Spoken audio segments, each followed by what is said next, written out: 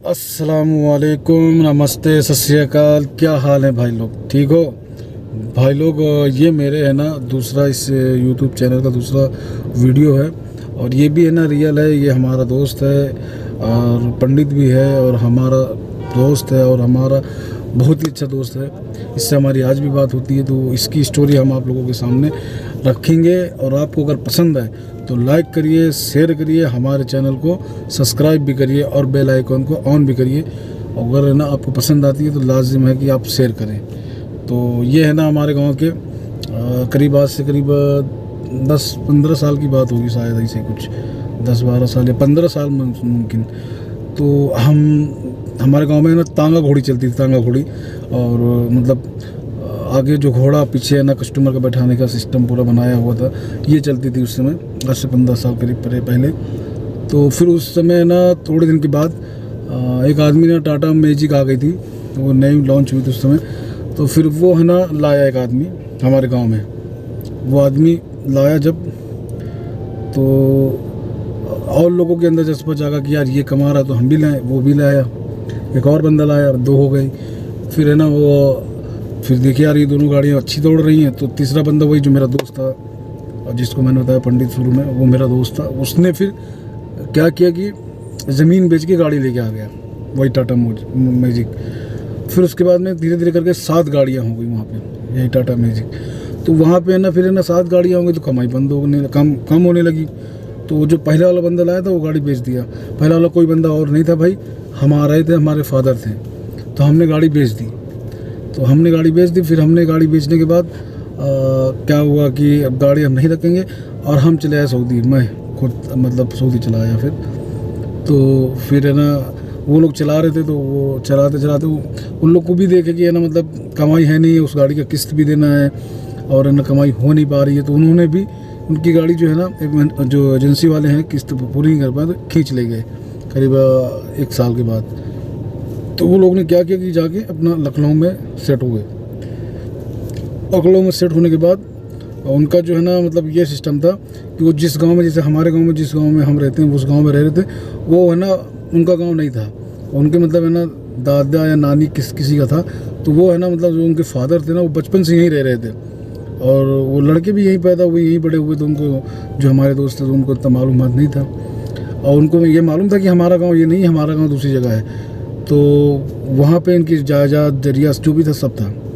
तो ये क्या हुआ कि ये लोग लखनऊ जाके जब बसे तो वहाँ से सोचे कि लाओ अपने गांव जाए हैं, देखें हमारे गांव में क्या क्या है क्या नहीं है। तो उसमें से ऐसा हुआ कि उनके जो चाचा थे उन्होंने कुछ ज़मीनें जो है ना बेची हुई थी और सब मतलब पूरा तहस नहस करके रखे हुए थे। तो ये लड़के वहाँ गया तो इसको पता चला, तो ये सब इंक्वायरी करने लगा, बात करने लगा। तो थोड़ा सा ये सब होता है तो लड़ाई झगड़ा भी होता है।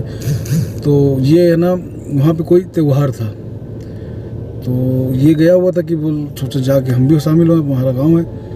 तो ये वहाँ गया तो ये लोगों ने क्या किया, चाचा और चाचा के लड़के मिलके उसको इतना मारे जो हमारे गांव में देखो, आप लोग अगर गांव में रहते हो तो आप लोग देखोगे वो हैंडल वाला इंजन आता है जो पानी फेंकने वाला, पहले वाला जो वजन होता था, उस पर उठा के उसको पटक दिए। वहीं खड़ा हुआ था मतलब इंजन, तो उसी पे उठा के उसको पटक दिए। अब उसकी पूरा जब मतलब ये जो पूरा है ना फट गया था और यहाँ पे भी है ना टाँके लगे। वो कम से कम नहीं ना इतना मार दिया था कि 6 महीना वो बोल नहीं पाया। हॉस्पिटल में पूरा ये सब मतलब बहुत बुरे हाल थे उसके, बोल नहीं पाया। और गरीब भी थे वो लोग, कोई इतने अमीर नहीं थे, खाते और कमाते थे। तो उसका इलाज करा रहे। अब माँ बाप कैसे करके कैसे ना कैसे मतलब कहाँ से कहाँ करके उसका इलाज कराए। इलाज कराने के बाद फिर वो है ना थोड़ा ठीक हुआ। अभी मेरी उससे परसों बात हुई थी, तो अभी वो ठीक है, बात कर रहा है।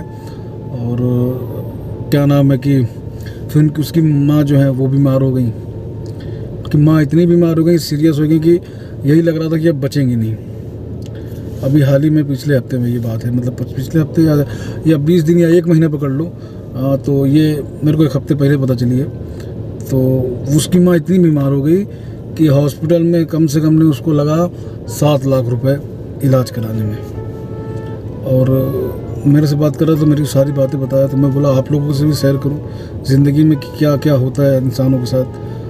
तो वो इलाज कराया, उनकी माँ अभी बेहतर है, ठीक है, और वो भी ठीक है। अभी मेरे से कह रहा था भाई यार कोई अगर हो तो बुला लो, तो मैं देखा, मैं बोला मुश्किल नहीं है, देखेंगे, बुलाएंगे यार, क्यों नहीं बुलाएंगे, क्योंकि यार तुम तकलीफ़ में हो, तो हम अगर दोस्त है तुम्हारे तो अगर साथ नहीं देंगे तो गलत बात है ना। तो हमने बोला मुश्किल नहीं, आप पासपोर्ट बनवाओ, हम आपको बुलाएंगे, क्यों नहीं बुलाएंगे।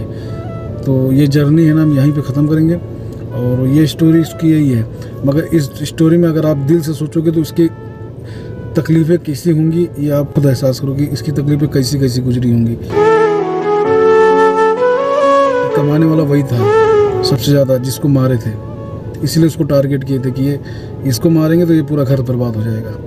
तो आप सोचो कि उस घर में कितनी तकलीफ़ें आई होंगी इस पिछले साल जो गया हुआ है। और कोरोना में तो आपको तो पता ही है क्या हाल हुए थे। अभी कोरोना तो ख़त्म ही हुआ था, कोरोना ख़त्म हुआ, उसको मार दिए। मारने के बाद आप वो जाके आप ठीक हुआ है तो मेरे से बोल रहा था, मैं बोला कोई बात नहीं है। तो यार आपको स्टोरी अगर अच्छी लगी हो तो हमारे चैनल को लाइक करें, और हमारे चैनल में जो है ना लाल बटन दिख रहा होगा उसको सब्सक्राइब करें, और बेल आइकन को ऑन कर दें, और शेयर भी करें यार। और जो भी गलतियां हों अगर कुछ बोलने में तो उसको लिए सॉरी, और नेक्स्ट टाइम सोचेंगे कुछ अच्छा। हम नए हैं, अभी इसमें कुछ मालूमात नहीं है, तो नेक्स्ट टाइम ठीक है। जय हिंद, गुड बाय।